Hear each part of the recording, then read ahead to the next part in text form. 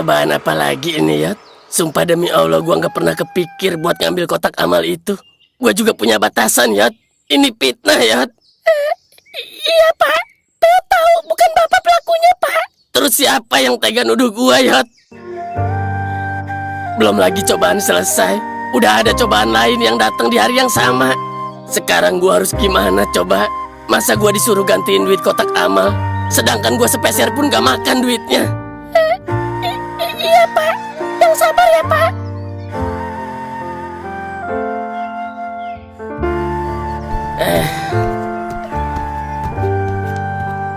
Gak dalam hitungan jam, Allah mampu memberikan ujian bertubi-tubi di waktu yang bersamaan. Semua itu di luar dugaan umatnya. Dan gua sadar, ini teguran buat gua dan Bapak yang lupa akan kehadirannya. Ya Allah, ampuni Peot sama Bapak ya Allah. Pak? Bapak?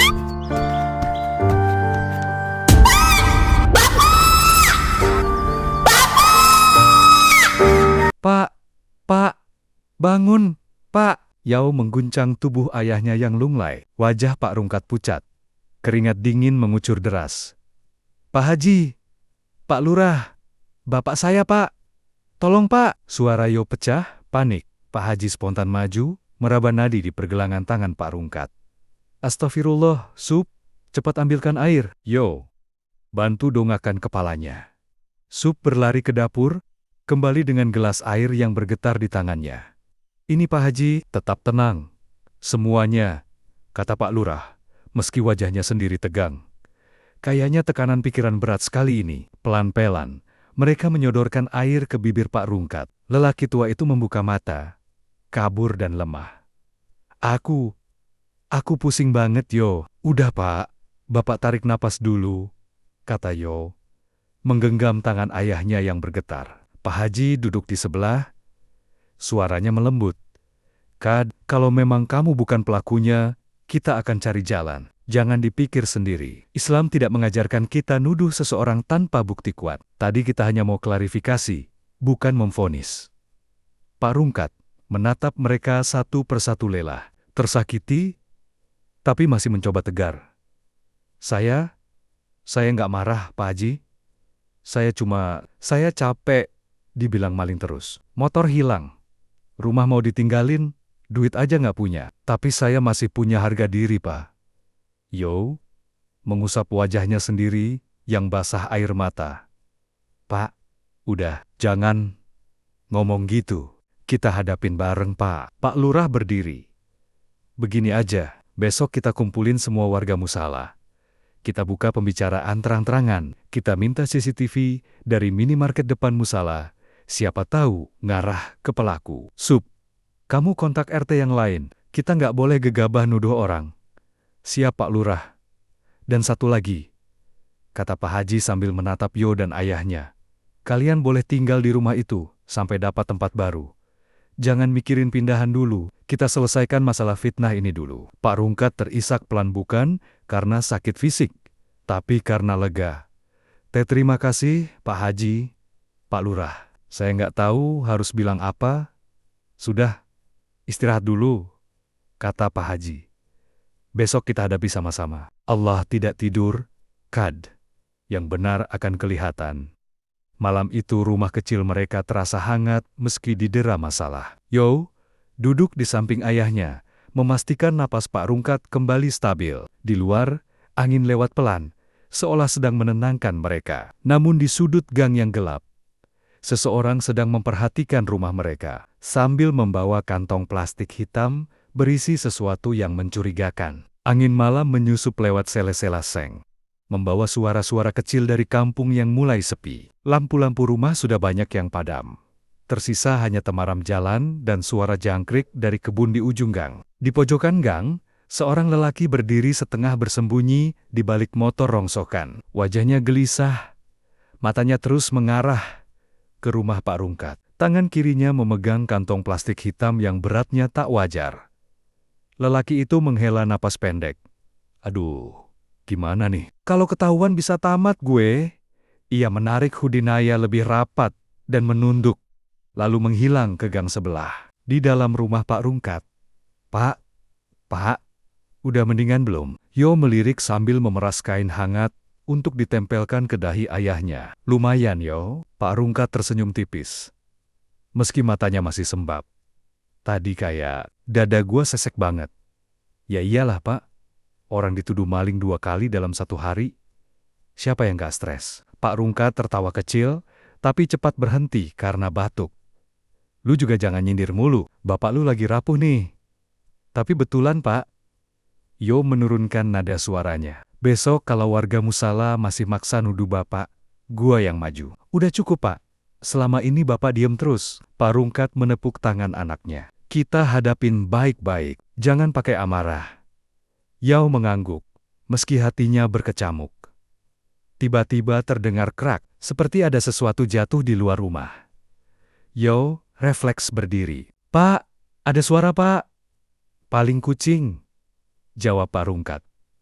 Tapi suaranya ragu. Gua cek sebentar, kata Yo. Di luar rumah.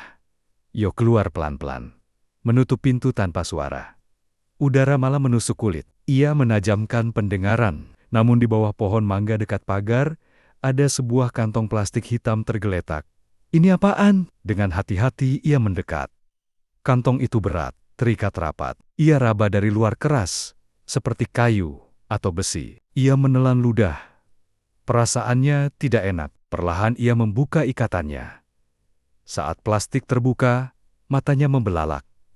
Di dalamnya ada tang, obeng, dan linggis kecil, semuanya penuh bekas goresan dan debu semen. Ada serbuk kayu yang mirip dengan serpihan kotak amal musala. Dan yang paling mencolok, dompet kecil bertuliskan infak dan amal dengan beberapa lembar uang lusuh. Yo mundur selangkah. Napasnya memburu. Pak, suaranya hampir tak terdengar. Pak. Pak Rungkat kaget ketika Yo berlari masuk. Kenapa Yo? Tanpa bicara, Yo meletakkan kantong itu di lantai. Semua langsung menunduk menatap isinya. Wajah Pak Rungkat pucat seketika. Yeyot, dari mana ini? Tadi nggak ada, di depan rumah. Pak, baru aja. Pak Rungkat menggeleng keras, suara bergetar. Bukan gua yang naruh itu.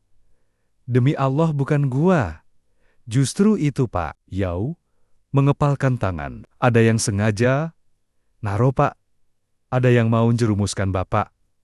Pak Rungkat menatap anaknya, lalu kantong itu, lalu ke pintu. Yo, kita harus lapor Pak Lurah. Sekarang. Yao mengangguk cepat. Namun sebelum mereka sempat beranjak, pintu rumah diketuk keras.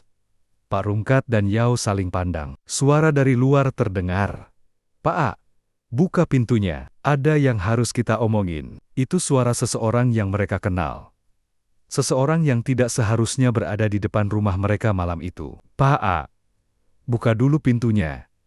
Suara itu datar, tapi ada getaran aneh yang membuat bulu kuduk Yao berdiri.